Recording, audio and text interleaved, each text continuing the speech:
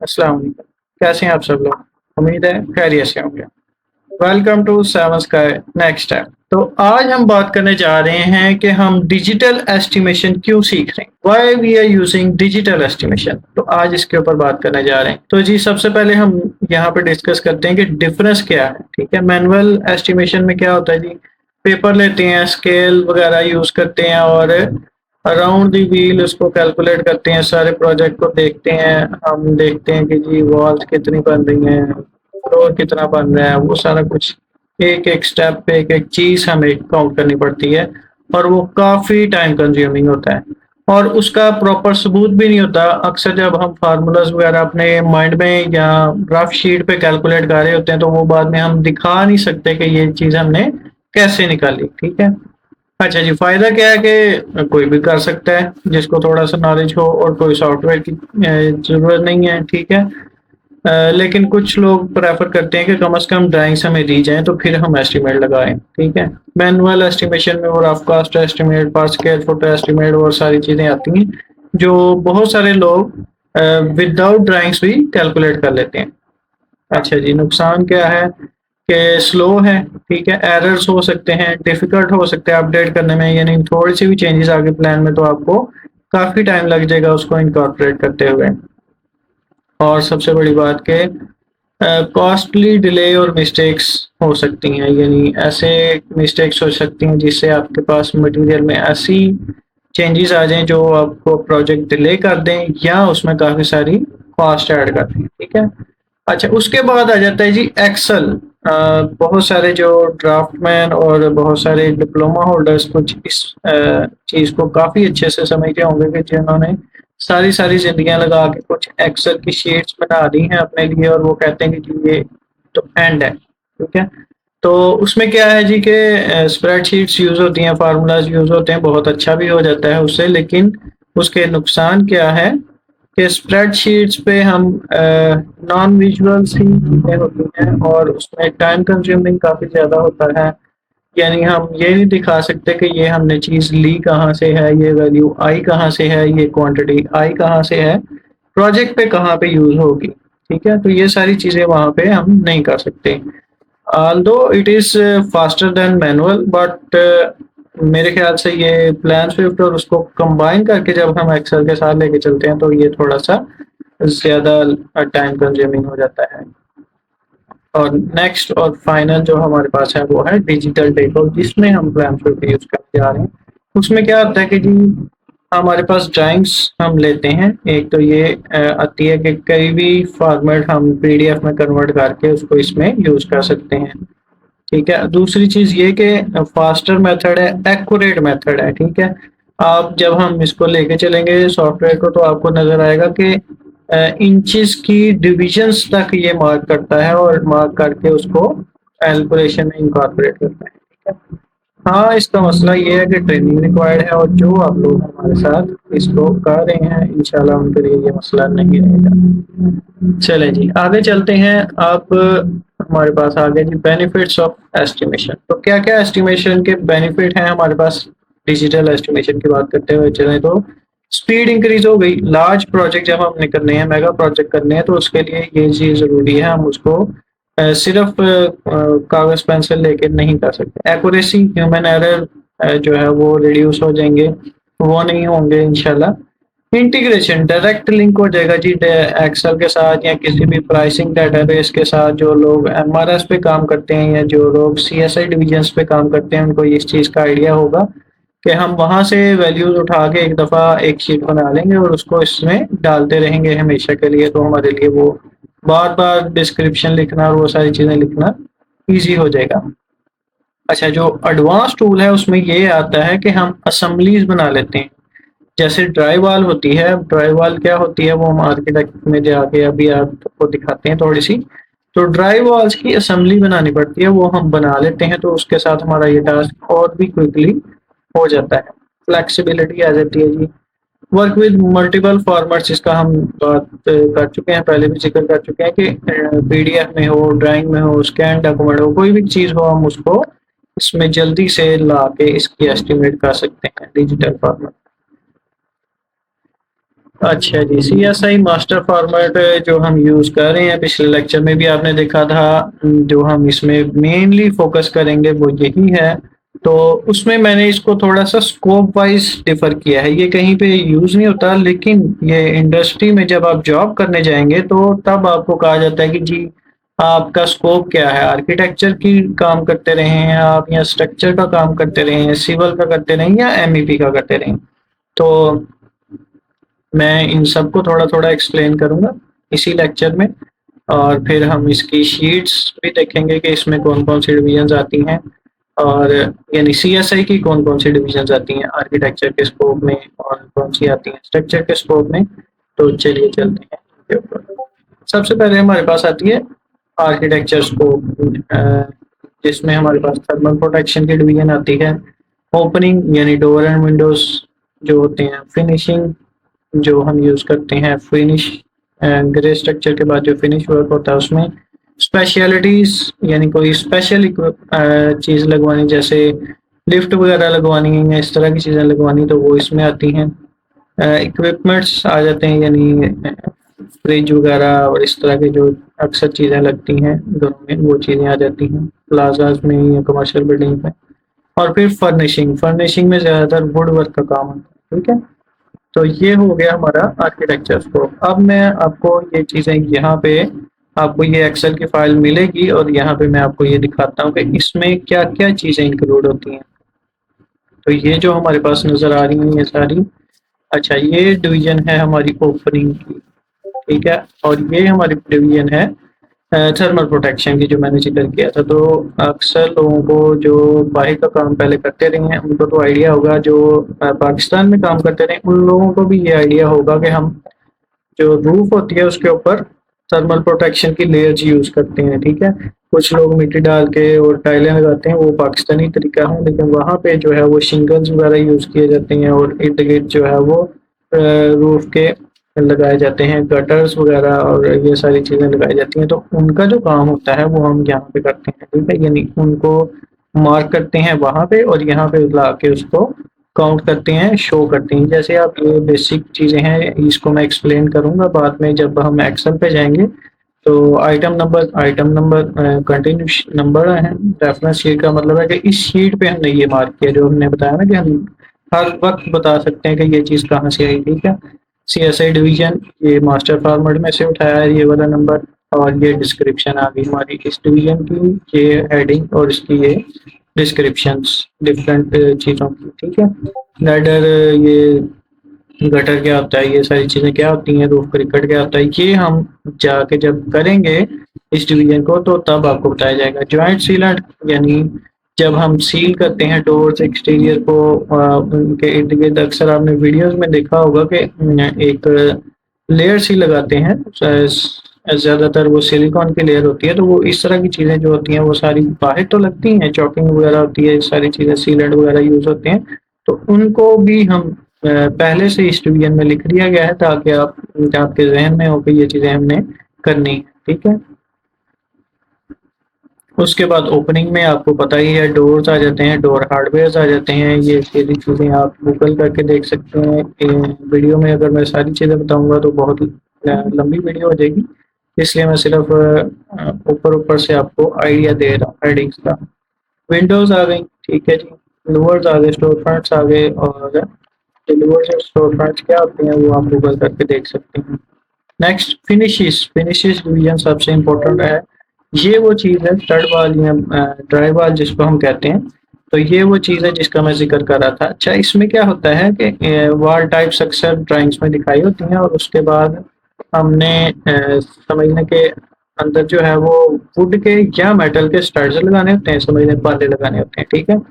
Studs लगा के और उसके इर्द गिर्द हमें जिप्सम का बोर्ड लगाना होता है। कुछ पे दोनों साइड्स पे होता है, कुछ पे ओनली वन साइड्स पे होता है, या डिफरेंट साइड पे डिफरेंट टाइप का हो सकता है, ठीक है? तो यहाँ पे ये यही लिखा हुआ है कि जिप्सम बोर्ड ऑन दो बोथ साइड्स, और उसका साइज ये है। और फिर मेटल स्टड्स हैं इतने inch centre to centre distance पे, इतने फीट हाइट, ठीक है? तो ये हाइट यहाँ से निकली है। उसके बाद बॉटम और टॉप पे एक ट्रैक यानी समझ लें कि गर्डर चल रहा होता है, उसके इर्द गिर्द सीलेंट होता है, और वॉल ब्रेसिंग होती है अगर आपस में उसको किसी से जोड़ा हो, ठीक है। तो ये असेंबली बनानी जो है वो ये प्लान स्विफ्ट के ऊपर भी हो जाता है, लेकिन वो एडवांस कोर्स में, ठीक है। तो बहुत सारी किस्म की वॉल्स होंगी, डिफरेंट हाइट्स की होंगी, तो ये डिफरेंट हाइट्स की वॉल यहाँ पे बनी हुई है, ठीक है जी। उसके नीचे चलते हैं तो सिल, विंडो सिल, आप लोगों को आइडिया होगा कि विंडो के नीचे एक डिफरेंट तरह की लगाई जा सकती है, जिप्सम की भी होती है, मार्बल की भी होती है, वो लगाते हैं ताकि सीलेंट वगैरह कर सके अगेंस्ट मॉइस्चर, ठीक है। तो विंडो सिल्स लगती हैं, डोर ट्रिम्स लगते हैं, डोर के इर्द गिर्द जो कोला लगा होता है, ठीक है। सीलिंग फिनिशेस आ गई। सीलिंग में दो तरह की सीलिंग होती है, एक आपके पास होती है जी कॉस्टिकल सीलिंग टाइल्स के साथ, यानी जिप्सम टाइल्स के साथ जो सीलिंग होती है, और दूसरी आपके पास जो होती है वो जिप्सम बोर्ड की सीलिंग होती है, जो आमतौर पर हम फॉल सीलिंग के साथ डिनोट करते हैं, ठीक है। अब उसके लिए अगर स्कैफोल्डिंग चाहिए होगी तो वो भी लिखेंगे, ठीक है। फ्लोर फिनिशिंग में आ जाए तो कंक्रीट, पॉलिश कंक्रीट सिर्फ यूज़ की है या मैट्स यूज़ किए हैं, या फिर इसमें टाइल्स यूज़ की हैं, ठीक है। वॉल फिनिशेस पे भी इसी तरह पैनल्स लग रही हैं, वॉलपेपर लग रहा है, कुछ भी लग रहा है, ठीक है। वॉल टाइल्स लग रही हैं तो वो यहाँ पे आ जाएंगी, और मिसलिनियस में चीज़ें आ जाएंगी, ठीक है। बेस का मतलब ज़्यादातर यहाँ पे लिया जाता है स्कर्टिंग के साथ, ठीक है। तो स्कर्टिंग लग रही है, डिफरेंट किस्म की फ्लोर ट्रांजिशन हो रही है, यानी कहीं से विनाइल फ्लोरिंग से हम पोर्सलिन टाइल में शिफ्ट करें तो वहाँ पे ट्रांजिशन लगाते हैं, ठीक है जी। उसके बाद पेंट इस डिवीजन की सब हेडिंग है, तो वॉल पेंट आ गया, सीलिंग पेंट आ गया, डोर पेंट आ गया, ट्रिम और सील पे पेंट आ गया, अगर है तो मिसलेनियस पेंट, एक्सटीरियर पेंट, सारा कुछ है। Then we are moving to speciality. इसमें ये देखें इंटीरियर साइनेज अगर कोई लगनी है, टॉयलेट एक्सेसरीज लगनी है, ठीक है, वो सारी चीज़ें आ गई। लॉकर वगैरह, इक्विपमेंट में टेलीविजन, ये रेफ्रिजरेटर, माइक्रोवेव ओवन, ये सारी चीज़ें। फर्निशिंग में मिल वर्क, ठीक है, काउंटर टॉप वगैरह लगने हैं, फर्नीचर लगना है, तो ये सारी चीज़ें आ गई। अच्छा जी, इसके बाद हमने जाना है नेक्स्ट पे। तो आर्किटेक्चर की सारी चीज़ें मैंने कवर कर दी, ठीक है। अब हम जाते हैं नेक्स्ट स्कोप जो है वो हमारा स्ट्रक्चर का है। तो स्ट्रक्चर में अगर कोई काम कर रहा है तो उसने क्या क्या करना होता है, लें जी, हम चलते हैं स्ट्रक्चर के काम के ऊपर। तो अगेन मैं इसके ऊपर वापस आ गया हूँ, मैंने वहाँ से नहीं पढ़ा, वहाँ पे आप पढ़ लीजिएगा, प्रेजेंटेशन आपको क्लासरूम में मिल जाएगी। तो यहाँ से मैं दिखाता हूँ कि भाई ये मेरे ख्याल से आप लोगों के लिए ज़्यादा फायदेमंद है। अच्छा जी, कंक्रीट डिवीजन 3 है, ये चीज़ें याद हो जाती हैं इस तरह से जब आप कंटिन्यूस काम करते हैं। सबसे पहले पैड फुटिंग, ठीक है। तो पैड फुटिंग का आप लोगों को आइडिया ही होगा, जो लोग इस फील्ड में हैं, जिनको नहीं है वो गूगल करके देख लें, या यहाँ पे मैं तस्वीर भी शो कर दूंगा। अच्छा जी, फिर कंटिन्यूस फुटिंग आ जाती है। पैड फुटिंग किसी एक पिलर, एक कॉलम के नीचे होती है। अब कंटिन्यूस फुटिंग तब हम देते हैं जब हमारे पास काफ़ी सारे कॉलम एक ही रो में हो और कम डिस्टेंस पे, ठीक है।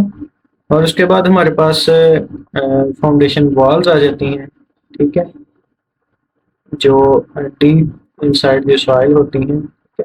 कंक्रीट कॉलम आ गया, कंक्रीट स्लैब आ गया, और उसके मिसलेनियस आइटम्स आ गए, जिस तरह से आप लोगों को पता है पॉलीथीन शीट लगती है, उसके नीचे एक्सपेंशन जॉइंट्स लगते हैं, मैट्स लगते हैं, और मतलब बहुत सारी चीज़ें जो भी यूज़ करनी है वो हमने मिसलेनियस आइटम में यूज़ करनी है, ठीक है। फॉर्म वर्क उसका कैलकुलेट करना होता है, और इन्फोर्समेंट की मोबिलाइजेशन काउंट करनी है। अच्छा, यहाँ पे मोबिलाइजेशन निकालने से पहले हमने रीइंफोर्समेंट निकालनी है। तो ये रीइंफोर्समेंट कैसे निकलती है, फार्मूलाज लगे हुए हैं, वो जब हम इसको बनाएंगे करेंगे तो फिर मैं आपको बताऊंगा, ठीक है। मेसनरी, मेसनरी में ब्रिक वर्क आता है, ठीक है। तो CMU कंक्रीट ब्लॉक्स हैं, ठीक है, मेसनरी ब्लॉक्स, ये यूनिट्स कहते हैं CMU, ठीक है। वो भी हो सकते हैं, स्टोन मेसनरी भी हो सकती है, ब्रिक मेसनरी भी हो सकती है, और उनपे डिफरेंट चीज़ें आती हैं। मेटल्स में ज़्यादातर हम बात करते हैं बेस प्लेट की, यानी कोई अगर मेटल का कॉलम है तो उसके नीचे हम बेस प्लेट लगाते हैं कंक्रीट के कॉलम में, और उसके ऊपर वो चीज़ फिट करते हैं बोर्ड्स के साथ, ठीक है। तो उसको बेस प्लेट बोलते हैं। फिर स्टील कॉलम्स आ गए, स्टील बीम्स आ गए, फ्लोर जॉइस्ट आ गए, मेटल डेक आ गया, और हमारे पास डिफरेंट मिसलेनियस आइटम्स आ गए, ठीक है।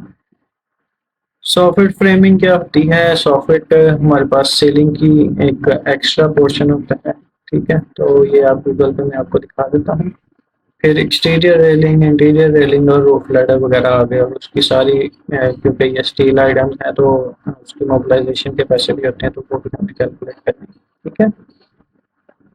वुड प्लास्टिक में ज़्यादातर वुड की चीज़ें आती हैं, क्योंकि बाहर की कंस्ट्रक्शन की जब हम बात करें तो ज़्यादातर वुड की चीज़ें वो यूज़ करते हैं अक्सर ड्राइंग्स में, तो उनको हम यहाँ पे लिखते हैं, काउंट करते हैं, ताकि हम उसका एस्टिमेट लगा सकें। और एंड पे हमारे पास अर्थवर्क आ गया, वो मैं आपको सिविल के साथ दिखाऊँ। तो ये जी हमने कंक्रीट की बात कर ली, मशीनरी की बात कर ली, मेटल की बात कर ली और वुड प्लास्टिक कंपोजिट की बात कर ली। ठीक है जी, अर्थवर्क आगे जाके ये देखें जी, अर्थवर्क सिविल के स्कोप में ज़्यादा आता है।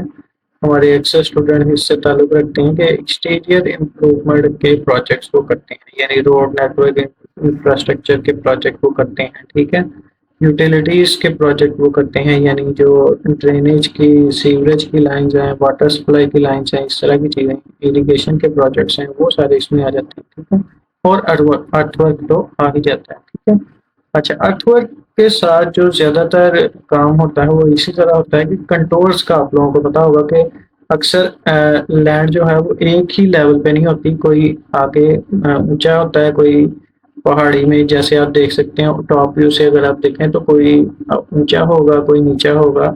तो इस तरह से जो है ना वो हमारे पास डिफरेंट कंटोर्स बनते हैं। जो सिविल इंजीनियरिंग के स्टूडेंट्स हैं उनको तो ये चीज़ का आइडिया होगा। तो कंटूर्स को हम लेवल जब करते हैं, कट एंड फिल निकालते हैं, तो उसको हम ग्रेडिंग कहते हैं। ठीक है। और वो ग्रेडिंग जो है वो अर्थवर्क में सबसे ज़्यादा इम्पोर्टेंस रखती है। मैं जा रहा हूँ जी नीचे अर्थवर्क के लिए। ये अर्थवर्क आ गया हमारे पास इसके नीचे। ठीक है।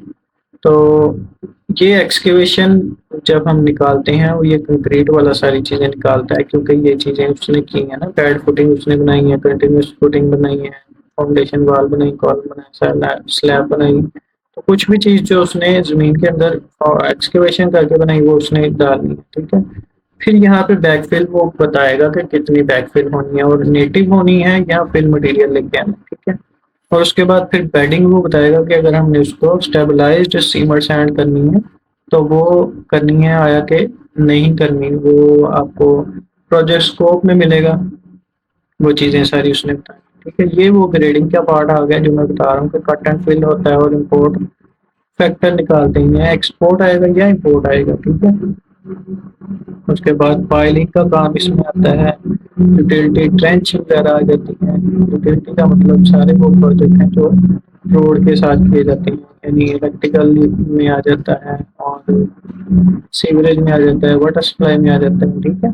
और मिसलेनियस आइटम्स यहाँ पे होते हैं। ठीक है। एक्सटीरियर इम्प्रूवमेंट्स में आ जाते हैं कि कर्व स्टोन्स वगैरह जो लगते हैं, और उसके नीचे अगर कोई वॉल बनी है और उसके नीचे फुटिंग है तो वो आ गई। ठीक है। स्लैब या इस तरह की चीज़ बनाते हैं हम अक्सर, पार्क्स वगैरह में ये चीज़ें बनती हैं। ठीक है। साइड वॉक को कैसे करते हैं, पेवमेंट का सारा चक्कर इसमें आ जाता है। ठीक है। स्ट्रिप्स मार्क करते हैं जो हम रोड्स पे, वो जॉइंट्स वगैरह लगाते हैं, क्योंकि ये इसमें तो लाजमी आते हैं हमारे पास एक्सपेंशन जॉइंट्स और कंस्ट्रक्शन जॉइंट्स वगैरह। मिसलेनियस आइटम्स आ जाती हैं, साइनेज आ जाता है, रोजन कंट्रोल आ जाता है, फेंस आ जाती है और लैंडस्केपिंग आ जाती है। ठीक है। और इनमें अगर कोई स्टील आइटम हो तो उसके लिए मोबिलाइजेशन होती है। यूटिलिटी में पाइप्स आ गए। ठीक है। पाइप फिटिंग आ गई, ट्रेंच आ गए और इनलेट कैच बेसिन आ गए। ठीक है। तो इन सारी चीज़ों को हम डिटेल में डिस्कस करेंगे। ये सिर्फ इंट्रोडक्शन है, आपको चीज़ें बता रहा हूँ, आपको चीज़ें दिखा रहा हूँ। इन सारी चीज़ों को हम डिटेल में ज़रूर डिस्कस करेंगे जब हम इनके प्रोजेक्ट करेंगे। तो जी हमारा सिविल का स्कोप भी हो गया, और एंड पे हमारे पास आ गया एमईपी का स्कोप। एमईपी मतलब मैकेनिकल इलेक्ट्रिकल प्लम्बिंग का स्कोप। ठीक है। तो इसमें तकरीबन वही चीज़ें हैं। मैं आपको अगेन शीट से दिखाता हूँ कि हमारा प्लम्बिंग का काम आ जाएगा। प्लम्बिंग में वाटर सप्लाई और सीवरेज दोनों आ जाते हैं। फिर इलेक्ट्रिकल का आ जाता है, इलेक्ट्रिकल में हमारे पास लाइटिंग और पावर और उसकी वायरिंग वगैरह और चीज़ें वगैरह आ जाती हैं। ठीक है जी। और उसके बाद हमारे पास फायर प्रोटेक्शन का काम आ जाता है, ये प्लम्बिंग की आप देख सकते हैं। गैस का इसमें आ जाता है। ठीक है। प्लम्बिंग फिक्सचर्स आ जाते हैं, और एडिशनल कोई काम हो तो वो। फिर ये एचवीएसी आ जाता है। एचवीएसी में हमारे पास जो डक्ट्स लगती हैं उनका सारा टेक ऑफ आ गया, ठीक है। उसके बाद हमारे पास पाइपिंग आ गई, ऊपर मैकेनिकल पाइपिंग है, लोअर ग्रिल्स आ गए, डिफ्यूजर्स आ गए, रिटर्न ग्रिल्स आ गए, डैम्पर्स आ गए जो डैम्पनेस क्रिएट करते हैं, डक्ट साइज की रिड्यूसर्स आ गए, ठीक है। और हमारे पास इक्विपमेंट आ गए जो जैसे सिंपल में आप समझ लें एसी वगैरह, ठीक है। और वॉल माउंटेड हीटर यूनिट्स, ये तकरीबन सारी चीज़ें यहाँ पे लिखी हुई हैं ताकि आप लोगों को फ़ायदा रहे और ज़्यादा मतलब आप लोगों के लिए ये बेनिफिशियल हो। इलेक्ट्रिकल में मैंने आपको बताया कि लाइटिंग फिक्सचर्स आ जाती हैं, नॉर्मल जोन, ये सारी पावर की आइटम्स आ गई, स्विचेस वगैरह, पैनल वगैरह, ट्रांसफार्मर लगना है कि नहीं लगना, फिर ये मिसलेनियस आइटम्स आ गई, वायरिंग कंड्यूट्स वगैरह वो अलहदा से हैं शेड्यूल के मुताबिक, ये वो कह रहे हैं जैसे 3 29 होता है वैसे ही यहाँ पे शेड्यूल होता है, ठीक है। तो इसकी चीज़ें आ गई। फिर कम्युनिकेशन वर्क में यानी टीवी के और वाईफाई के और इस तरह की चीज़ों के जो आपने देने होते हैं पोर्ट्स वगैरह वो आ गई, ठीक है। और इलेक्ट्रॉनिक सेफ्टी के लिए जो हमने सेंसर्स वगैरह लगाने होते हैं, डिफरेंट फायर अलार्म सेंसर्स वगैरह लगते हैं। और उसके बाद ऊपर फायर सप्रेशन का तो हमने कर ही लिया है। तो ये सारी चीज़ें आती हैं हमारे पास एमईपी के स्कोप में। होप सो कि आपको चीज़ों की नौ-हाव हो जाएगी इस वीडियो के बाद, और आप नेक्स्ट वीडियो में जब हम इंशाल्लाह अब हम निकलनी है प्लान स्विफ्ट की इंस्टॉलेशन। प्लान स्विफ्ट का एक इंट्रोडक्शन लेक्चर होगा और उसके बाद उसकी इंस्टॉलेशन होगी। मैं कोशिश करूँगा कि इसी वीक में आपको प्लान स्विफ्ट का सेटअप मिल जाए, ठीक है। वो आप डाउनलोड करके इंस्टॉल कर लें और उससे नेक्स्ट वीक में फिर हम प्लान स्विफ्ट पे काम शुरू कर देंगे इंशाल्लाह, ठीक है जी। Thank you so much for your time and interest.